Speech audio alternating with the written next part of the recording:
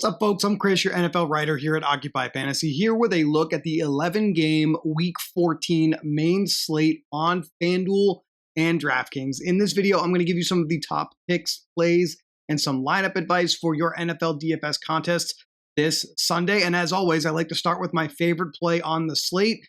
Of course, you see him on the screen here. Josh Allen is getting the Bengals this week. That has been a bounty for fantasy scoring all year long. This is also the highest total game on the slate in betting markets at 52.5 points.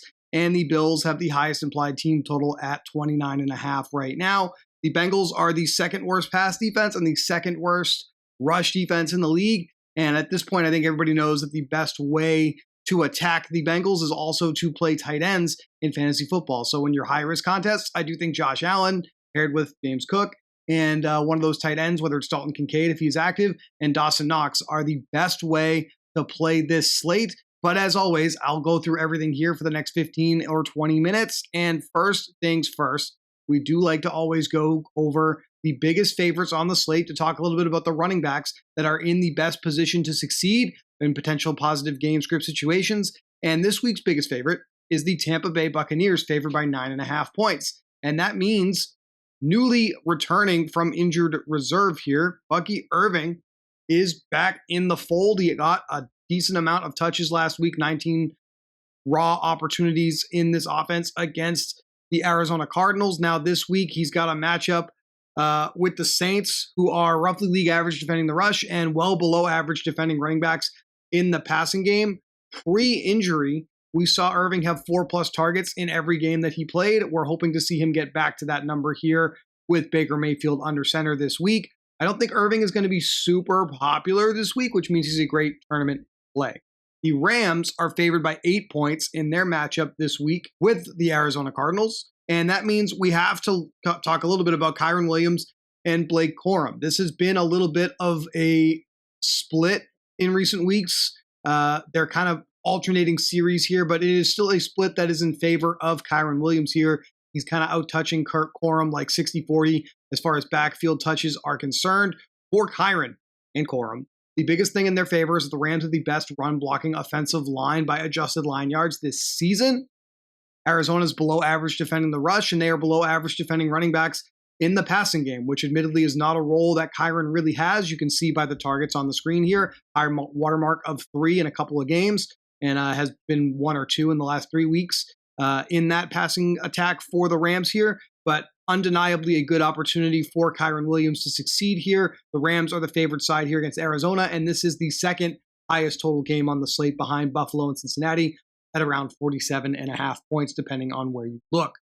I think it's just high risk only here with Kyren as well. The first player that I'm considering for low risk lineups on DraftKings and FanDuel as a big favorite, Denver is favored by 7.5 on the road against the Raiders here in the late window.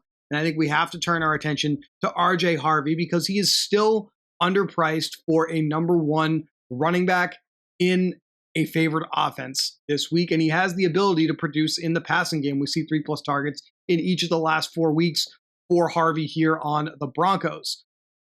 The Raiders are below average defending the rush and below average defending running backs in the passing game as well. So at $5,700 here on DraftKings and a really affordable price over on FanDuel of $6,500, I do think Harvey is viable in low risk. He's a little bit lower than the most popular plays as far as projected ownership is concerned in our model right now. But I do think a lot of people will end up landing on RJ Harvey this week because of matchup, price, and situation here with the game script. The next biggest favorite on this slate, Seattle's favored by 7 in their matchup this week with the Atlanta Falcons. And I think that means we can consider Kenneth Walker III here once again. Falcons are below average defending the rush. They're ranked 24th, and they are below average defending running backs in the passing game. We've seen Walker be more productive than Charbonnet, and we've seen Walker out-touch Charbonnet in a lot of weeks in a row here now. So I do think this is a good high-risk play.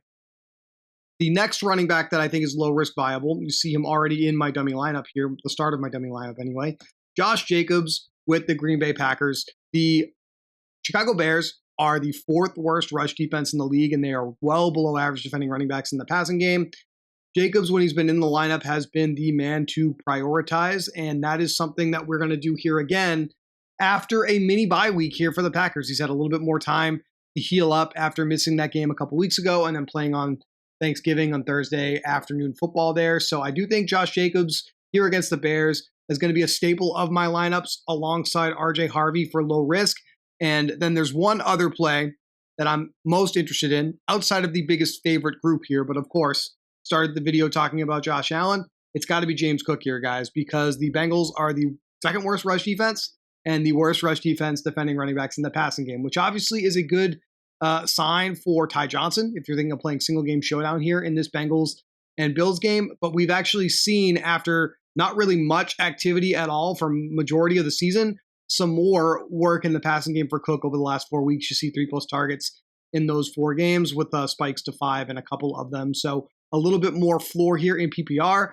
And Cook at 7,800 here on DraftKings, a much better price on DraftKings salary table than over on FanDuel, where he's a lot more expensive. I believe he's 9,300 this week. So still think he's playable on both sites. But for me, low risk lineups, I'd like to have James Cook. I'd like to have Josh Jacobs. And ultimately, you'll see where the pricing ends up pushing us. Here, RJ Harvey is probably the final one that's going to get into my low risk lineups this week because of some of the receivers that we have to prioritize on this slate.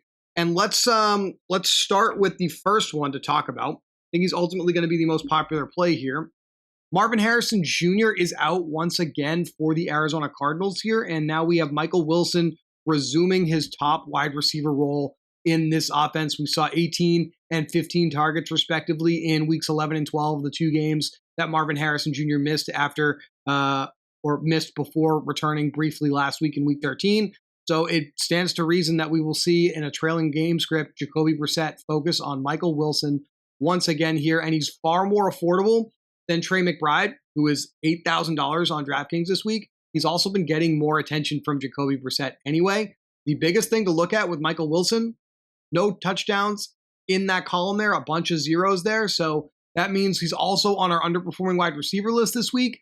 We have a popular receiver who's going to see a role increase, who's also underperforming his opportunity in this offense for the Cardinals. Michael Wilson Jr. is a smash again here. Not going to get a ownership discount there, but we still want to make sure we have him in our low-risk lineups and probably the majority of our high-risk lineups as well. Other players that are going to be popular this week, we saw him go over 100 yards and get in the box last week.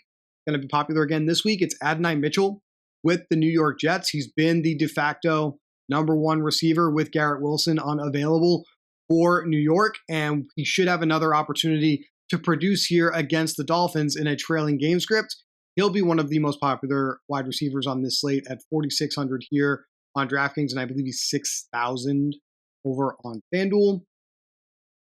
Sticking with the Green Bay Packers, we have Christian Watson at $5,200. He has been the number 1 weighted opportunity wide receiver in this offense for the Packers over their last 3 weeks of play.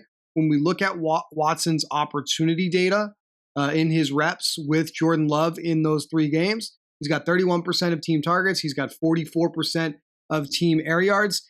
And that is by far the most productive role in this offense. He's scored 3 touchdowns in that sample as well. So he's meeting expectation, but far more opportunity than you usually get for somebody priced at $5,200. So he's a fairly strong play for low-risk lineups here on DraftKings and on FanDuel. Well, we have 3,300 remaining for a final spot here. The field is going to be all over a few defenses this week. Let's start with the low total 33-point game between the Browns and the Titans that I'm sure outside of those markets no one's really super excited about. But you got Myles Garrett chasing the sack record here. Browns are the slight favorite side at home here. They're 3,700. They're on the more expensive side here on DraftKings. The field is actually going to be more interested in playing Tennessee. If we're playing for that low-scoring game, we get the salary discount. And the Titans' defense has actually been okay this year because, again, Tennessee not very productive on offense. It's leading to lower scoring game environments with less plays run overall. And so the Titans usually have a decent floor. You see 5+ fantasy points on defense in 3 of the last 4 games here. And you hope for those spike weeks with some turnovers against inexperienced quarterbacks like Shedeur Sanders is definitely on the table this week. The Titans are going to be very popular. JJ McCarthy looks to be okay to return for the Vikings. Jaden Daniels is returning for the Commanders. That means the Commanders are going to be one of the more popular defenses on the slate this week at $2,800 as well. So I'm going to click the Commanders in because I think they're going to be the most popular defense you see people play here on DraftKings. We have 3,800 remaining to get our tight end here in a Josh Allen low risk build. A couple of things on this. In high risk, again, we love the Buffalo tight end matchup. The Bengals, by far the worst defense defending tight ends in the league. Kincaid drawing the questionable tag this week. He hasn't played since week 10. If he is in the lineup, we probably want to prioritize him in high risk. Going to be hard to get to him in low risk here, though. If he's out, then the conversation centers on Dawson Knox, who probably becomes your low risk play here. I'm not going to give him the Tom Kennedy treatment like we did in the last video on Thursday because we don't know for sure if he's going to have the increased role. But if we look at how Buffalo has deployed their players with Dalton Kincaid unavailable, Dawson Knox has been the route leader over the last 2 weeks out of all pass catchers for the Buffalo Bills. So he's definitely going to have a lot of reps on the field if Dalton Kincaid is out. So that is the if-then here to pay attention to. It does seem like Dalton Kincaid is trending towards returning. The most popular tight ends for low-risk lineups this week are going to be Kyle Pitts with the Atlanta Falcons, with Drake London set to miss another game here. He's 4,200. We could probably get to him if we come down from the popular defense, and that's certainly one path here that I'm interested in. The other tight end that's going to be very popular this week is Tyler Warren at $5,000. He's actually led the Colts in targets over the last 3 weeks, and we know Daniel Jones wants to get that ball out fast with his broken leg that he's playing through. I can't believe that is a thing. So he's going to be very popular this week. In fact, I do think a lot of your large field lineup builder type lineups from a lot of providers are going to actually give you double tight end lineups with Tyler Warren and Kyle Pitts this week. That's popping as one of the more optimal plays. I don't like that for low risk, but understand that in high risk contests, you may see a lot of double tight end lineups. Without access to either of these two guys with the current core that I have on the screen, the next place that I'm personally willing to turn is going to be Harold Fannin Jr. with the Cleveland Browns. This isn't one of the more popular plays on the slate, so I do want to be clear about that, but he has been leading Cleveland in opportunity as a pass catcher, and he has by far overtaken David Njoku in the last few weeks here. When we look at the last 3 weeks of play for the Cleveland Browns, Harold Fannin Jr. has 25% of team targets, and he's got a relatively shallow 4-yard average depth of target, so not a tremendous amount of air yards, but a high floor nonetheless with the amount of targets that he has been getting in this offense. You see 5+ targets in every single game since week 7 on the screen here. And with Shedeur Sanders under center, he's maintained that high floor of targets, got in the box last week. I do think he's viable here at 3,700 and fits the build that I have here. That's if you're playing this build. Again, the most popular tight ends this week, low risk here on DraftKings, Kyle Pitts and Tyler Warren. Now over on FanDuel, so you got RJ Harvey on the screen here still. The Jalen Waddle play is going to be extremely popular. He's just $6,700 here. Miami's favored against the Jets here on the road. And Waddle's actually our number one weighted opportunity wide receiver over the last 3 weeks of play. 33% of Miami targets, 64% of Miami air yards over the last 3 weeks. That is just an unbelievable opportunity as far as any receiver is concerned. Again, number one in the league over the last 3 weeks on his team. He'll be in here in the low risk lineup. We've got Michael Wilson, Adonai Mitchell. I have $7,900 remaining for a final play here with RJ Harvey as one of my running backs. And instead of Josh Jacobs in low risk this week, it's actually Breece Hall that looks like he may be more popular here on FanDuel to make things fit. So your big four for running backs in terms of projected ownership are going to be James Cook, Devin Achane, who I haven't talked about much in this video, Breece Hall, and Josh Jacobs. Now, we look at Achane. He is at the very top of the salary table here at $9,200. And I do think between Achane and James Cook is the slightly better play this week, especially on FanDuel where we don't have the full PPR scoring system in play. So Breece Hall would be how I would finish off this low risk lineup. And you could certainly look at coming off of the popular Titans and seeing what you could do here, or massaging receiver a little bit if you don't like these three guys. But this is basically the framework for low risk this week. Now, it should come as no surprise that in high risk contests, the number one stack that I'm interested in this week is going to be the Buffalo Bills. Already kind of talked about that a little bit, but I'll lay it out on the screen here for you. We have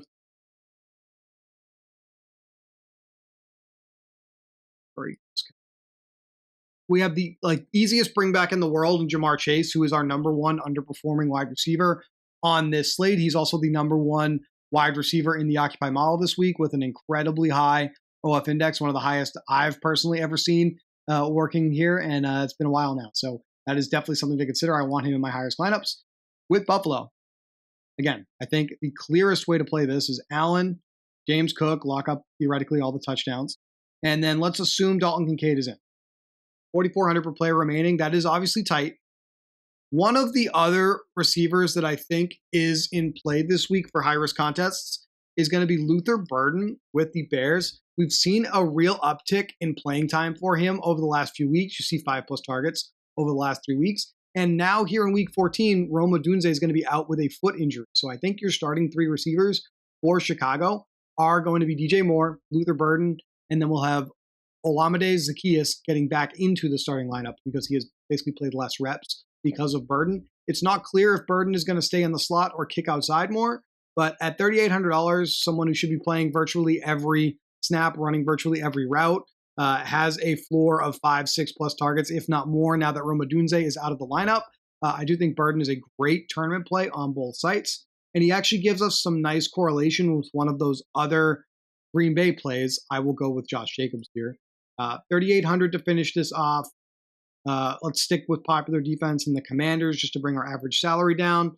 And it'll be hard to get Michael Wilson in this build.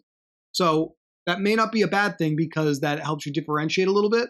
But a 3-1 with Buffalo, I think it gets a little easier to do this if we have access to this player if Dalton Kincaid is out, but I'm not necessarily anticipating that happening. So the Buffalo 3-1, one of my favorite stacks. Concentrated volume is the name of the game when we're building stacks in higher risk lineups. And the easiest thing ever here is Devin Achane and Jalen Waddle with Miami. You're virtually locking up 70 to 80% of the touches in this offense. And you've got some real clear bringbacks on the New York side with either Adonai Mitchell, their number one receiver, which I think is probably the best way to do this, or Breece Hall, who's going to be a little bit more popular this week than I originally anticipated. So this is another 3-1 that I like, and it leaves us a lot more average salary remaining. So we could probably get to Michael Wilson a little bit easier. And I still think for a skinny stack, I like Luther Burden with Josh Jacobs. 5,600 for a tight end. You can play anyone other than Trey McBride or Brock Bowers, but there are some plays there that are popular that I already talked about. You could upgrade defense a little bit with some of the salary you've left over. So this is kind of how I see this slate at this point. I'm very excited about week 14. I think we're finally going to get some answers to the test in best ball, as well as the final week of the regular season. Good luck to those of you that are sweating out advancing into the playoff rounds there. I think we have some exciting things to announce soon on the channel here about playoff best ball as well. I will leave that to Brian to give the full reveal here, but we are obviously thinking about that as well to provide you some content. I have 6 stacks for tomorrow's slate that I wrote up in the daily plug at OccupyFantasy.com. I went over 2 of my favorite here. There are 4 other ones in there. So if you're not a member yet, you want to make sure you subscribe to OccupyFantasy.com for as little as $7 a week, where you can read our daily plug, where you can get access to our great lineup builder, which will also give you an edge on this slate. And there should be a video popping up here in a second that actually will talk a little bit more about how to use that here. We just recently announced some upgrades, and we're super excited about them. I'm actually doing previews in our Discord on Sunday where I'm using the builder to show you how I finalize my lineups as well for main slates. Good luck this week in week 14, guys. I'll be back next week to talk to you about week 15.